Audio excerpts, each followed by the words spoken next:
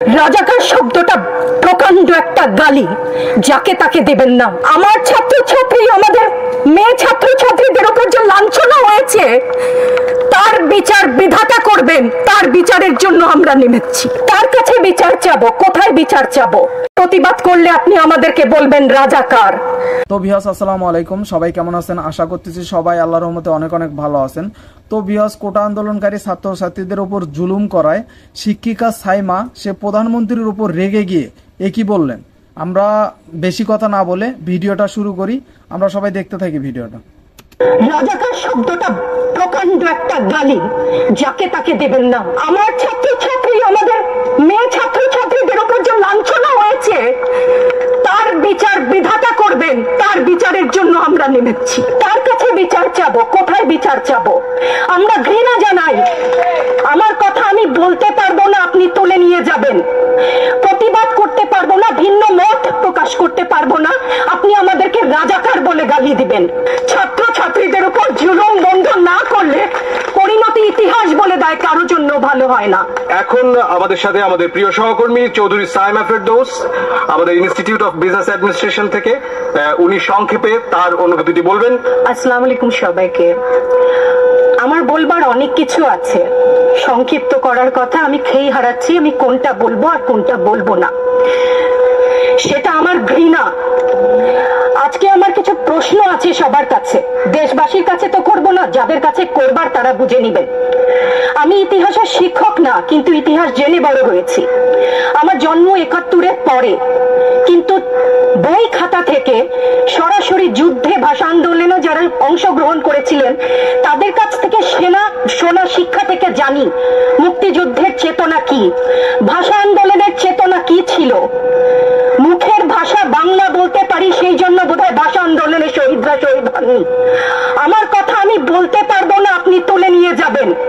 কথায় যুক্তি আছে। প্রতিবাদ করতে পারবো না, ভিন্ন মত প্রকাশ করতে পারবো না, আপনি আমাদেরকে রাজাকার বলে গালি দিবেন। রাজাকার শব্দটা প্রকাণ্ড একটা গালি, যাকে তাকে দেবেন না। আমি অনুরোধ করছি না, আপনাদেরকে বলে দিচ্ছি। ছাত্রদের কথায় আমি কিছুটা পরে আসছি, সেখানে আমাদের সহকর্মীরা যারা বলেছেন সেখানে আমি পূর্ণ একমত। আমাকে একটু বলে দেবেন আপনারা, মুক্তিযুদ্ধের চেতনা কি ছিল দেশের হয়ে? আপনারা বলবেন যে যারা শুধুমাত্র আমার বাবা মুক্তিযোদ্ধা ছিলেন তাই আমার অধিকার প্রাপ্য অনেক কিছু, সেখানে পূর্ণ সহমত। কিন্তু এর পরবর্তী কাল থেকে আজ পর্যন্ত যে সমস্ত মানুষ দেশের বিভিন্ন জায়গায় বিভিন্ন ক্ষেত্রে নিজের স্বার্থ বলিদান দিয়ে দেশের জন্য কাজ করে যাচ্ছে, সৎপথে উপার্জন করছে, টেবিলের তল থেকে 10 লাখ 5 লাখ টাকার কোটি টাকা তো বাদই দিলাম না, সেই সমস্ত লোক সম্বরণ করছেন, তাদের মুক্তিযোদ্ধার চেতনা কি কিছু অংশে কম? সেই কোনোভাবেই কম না, ওনার কথাগুলো একদম যৌক্তিক। প্রতিবাদ করলে আপনি আমাদেরকে বলবেন রাজাকার। রাজাকারের বাচ্চা, এটা প্রকাণ্ড গালি, যত্রতত্র দেবেন না।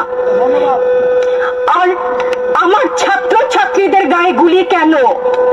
আমি এখানে কেন দাঁড়িয়েছি, কেন আজকে কথা বলছি? কারণ আমি মানুষ, আমি শিক্ষিত একজন মানুষ, আপাদমস্তক ভাবে যাকে শিক্ষা বলেন। সেখানে আমি জানি মুক্তিযোদ্ধার চেতনা যদি কিছু আমার ভেতরে বিদ্যমান থাকে, আমি জানি অন্যায়ের প্রতিবাদ করতে হবে। বিচার চাই না বলেছেন, আমিও একমত। তার কাছে বিচার চাবো। কোথায় বিচার চাবো?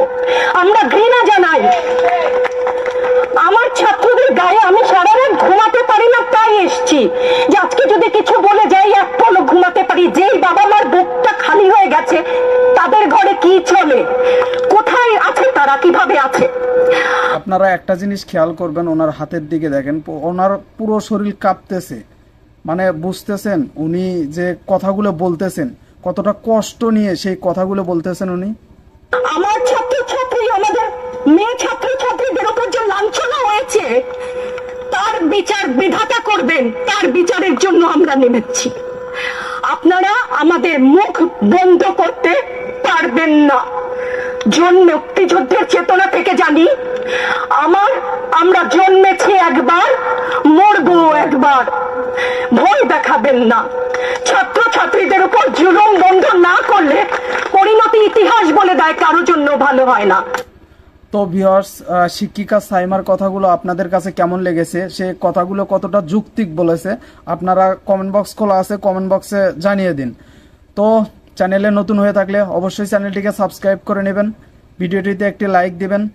ধন্যবাদ সবাইকে এতক্ষণ ভিডিওটি দেখার জন্য। বাই।